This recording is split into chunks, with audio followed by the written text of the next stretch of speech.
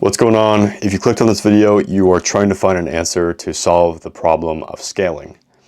Now, maybe you're an online coaching 5 figures per month, or maybe you're in some kind of other position as well, and that's totally fine. You're more than welcome to stick through this video. But this is probably going to help people, and coaches especially, just online business owners probably in general, scale their business from 5 to 6 figures, or even from 4 to 5 figures plus. And I should probably tell you a story, which kind of led me to this point to work with these clients and actually find this out for myself, to implement it for my clients, to actually help them scale to these kind of numbers. So it was April of this year, I guess it was like month 4 of starting this business. And I was living in this scarcity mindset almost. My best friend moved to Miami. I was all alone. This business wasn't working. I was doing a part-time job. I was still in school. I was lost. I was uncomfortable. I really wanted to quit this business because I wasn't seeing really any results. We've worked with past clients, or my business partner especially has worked with some pretty big names of past clients who I can share with you guys, but I don't think it's necessary. You can just check my highlights on Instagram if you want to. But he and I have built funnels for them, websites, landing pages to help on their offers. So we've actually, worked with these people, but we haven't done work for them like, a full growth consulting business. And because I wasn't making any money with this, and it was still relatively new to me, I thought there was, more than enough reason to quit. And this was really one of the hardest points of my life, just kind of trying to move past this point. And I had no faith in myself, and I had no faith in God. I didn't love what I do. I barely understood what I was doing, why I was doing it. But one day, it was so hard for me, and I just solely wanted to quit. And I got a text from my mentor. My mentor is a copywriter, ghostwriter, published author. His name is David, lives here in Colorado with me. I'm soon to be out of Colorado, actually. I'll tell you guys about that later if you want me to. But yeah, he invited me to this event in Denver at the Gaylord Hotel in Aurora, if you guys are familiar with Colorado at all, to this event called The Final Percent, hosted by Greg Kimball, Dr. Greg Kimball. He's a motivational speaker. And at this event, it was a 3-day event. There was Dan Fleischman, Dr. Rewire, Sharon Lechter, who Ghost wrote the book Rich Dad Poor Dad and is on the Napoleon Hill Foundation. There was David Meltzer, a couple other big names as well at this event. It was an amazing event. And I didn't really want to go to it because I was skipping a lot of school to kind of work on this business. And I just didn't really want to go. And I didn't have any money to pay for gas and pay for parking my car or for food. So I humbly rejected, but my mentor really wanted me to go. And he was like, I'll pay for all this stuff for you. I have an extra ticket. I want you to come with me. Skip school. Come to this event. I think it'll really help you. And boy, was he right. Went to this event first day, and it was amazing off the bat. It was kind of like the VIP access first day because he got a VIP ticket. So it was kind of like a little bit of insights into what the event's going to be. This, that, whatever. Not very important to you guys. I'm not going to go too deep into it. But anyways, went to all 3 events. And the second day, especially for me, was just so beyond life-changing, followed by the 3rd day as well. I was speaking to Sharon Lechter. I was really scared to walk up to her at first because she's basically a legend in the business and finance world. And I was asking her for advice, and I was almost bawling down in tears, telling her, I've got this business. I don't want to go to school. I don't want to go to college. I don't want to follow the traditional routes. I'm so lost. I'm living in scarcity mode. I have no money, this, that, whatever. And she gave me some advice. And I asked her what I should do. And she's like, the first thing I want you to do is read Outwitting the Devil by Napoleon Hill. And she recommended the audiobook because she actually annotated the book, the audiobook version. The one where the devil is kind of like bellowing. And you can literally feel and hear his voice in where he's confessing for, I guess, his criminal acts against the human population in court against Napoleon Hill, talking about what he does. And this is a long audiobook, but I finished it in literally 2 days after this event. And this event combined with this audiobook changed my perspective on everything.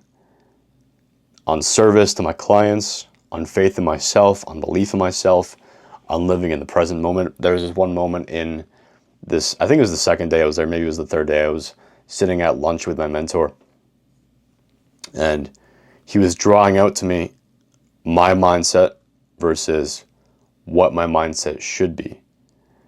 And it was about living in scarcity, living in worrying about the future so much and not living in the present. But I'd always heard from all these people that you should always live in the future because you're trying to chase what the future has. But he's like, no, it's the contrary, actually. Yes, you should enjoy the present, not too much, because many people, I feel like, enjoy the present too much without thinking at all for their future. But he's like, you should think about and be present enough to understand what you have to do right now to get to the end results. You have to know definitively what you want, which is also what I heard in Outwitting the Devil and also from Sharon Lecter, and pretend almost you're already that person in the future who has the end result, which means you're taking actions every single day to become that person who you want to be. And this resonated so much with me because I was just living in this constant state of scarcity, not of abundance. And I was so scared all the time. He also shared with me a second example. He shared me an analogy of both life and money are a mirror. A mirror. Like it's literally a reflection. Money is the outcome. But what do you put in to get money? Because we're so focused on scaling our business, getting more money. But what do we have to do that? There's multiple factors that go into it. For the last 4 months, if I'm pretending I'm in April at this point, the last 4 months ahead of April me, I had just been wanting to chase the end result without doing what was necessary and thinking about what was necessary to get there. But as soon as I changed that, I was living in the present moment. I had a definitive goal for my future. I was focusing on service and helping people because realistically, money, the universe thrives on transactions. It's all about giving and receiving. If you keep hoarding money, the universe isn't going to give you more. If you keep giving money, the universe is going to give you more if you're smart with it, in a sense. You have to use it to help people, use it to give to people, use it to purchase things. Like you're always giving someone something, whether it's your time, your energy, your focus, your attention, your mindset, your faith, your money, something else. This universe thrives on transaction.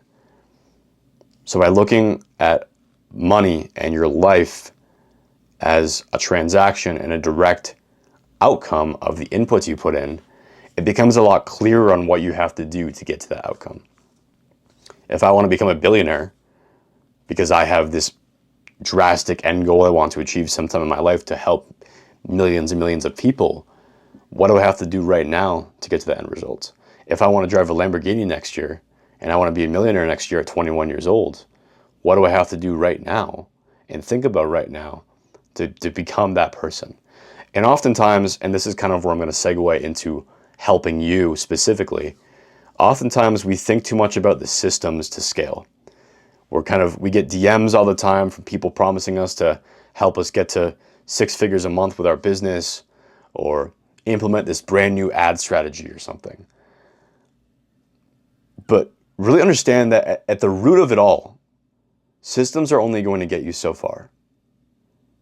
People have different models, different solutions to your scaling problems, but realistically, there's only a set amount of things you have to do to be able to scale.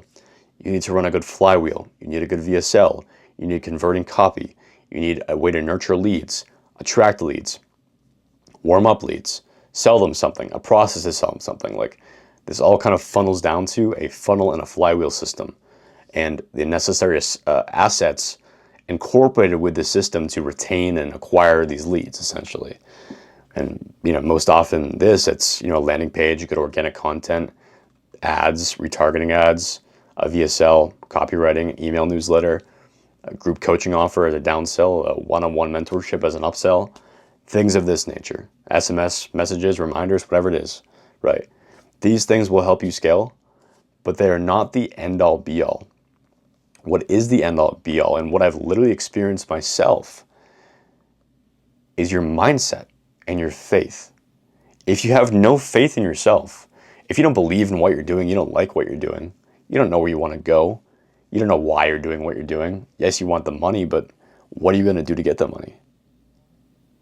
Your coaching business, your online business is about service. Whether you have an online coffee shop or something, selling people drop shipping coffee, like you're giving people coffee. That's what they receive, and you receive money. If you're doing an online coaching business, you're helping people lose weight through an app, right? Yes, you're making money through, maybe it's a subscription service, but you're helping people lose weight. That's what this person is receiving. You have to think about how you can transform this person, how you can help this person best, because that's how you're going to get money. Again, focus on the inputs, not the outputs. Money is important, but service, duty, passion, faith, mindset, abundance is far more important, because when you're inputting these inputs, there is no way the outputs don't come out. As long as you have some kind of carrier system to get from point A to point B, and watching this video, I would assume you have some kind of system or vessel to make money, then focus on the inputs, because that is what matters. Systems can only do you so well and only get you so far if you have faith in yourself, if you owe it all back to people who have helped you, to God who made you, if you love what you do and you're actually just trying to help people, not trying to make money. Give people so much value, as Alex Hormozi says. Give people so much value that they feel stupid saying no. And they're going to feel like they want to owe you something in return. Give, give, give. Free value. Give, give, give. Helping people. Get those testimonials. Get those case studies. Do free work if you have to. It's going to help your business in the long term. And the more you help, the more you give, the more you're going to get back. That is just how the universe works. That is just how God works. So if you want to make more money, if you're an online coach, or you're anybody for that matter, which you are somebody, remember to focus on yourself, live in the present, focus on the inputs. The outputs will come later. I promise you. I promise you. As long as you know where you want to go, all you have to do now is just track the steps to get there and focus on doing those steps. That's literally it. And if you do that, you have faith in yourself, you have faith in God, you have faith in the process, you love what you do, you're focusing on service, not on money, there's no way you're not going to get to the end result. So if this helped you at all, which I hope it did, because it helped me, honestly, kind of explaining it, I really appreciate it if you dropped a like button, maybe you dropped a comment, or you asked me a question. I'll be happy to answer it.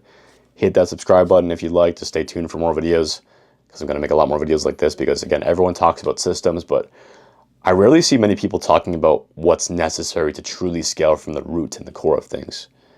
So if you enjoyed this, if you enjoyed this new perspective on business, I really appreciate it if you let me know. Hit that follow button or the subscribe button. Hit that like button. Follow me on Instagram if you'd like to, at Joshua Seth Klein. I would really appreciate it. That would do me a great service. I thank you for watching, and I will see you in the next video. Peace.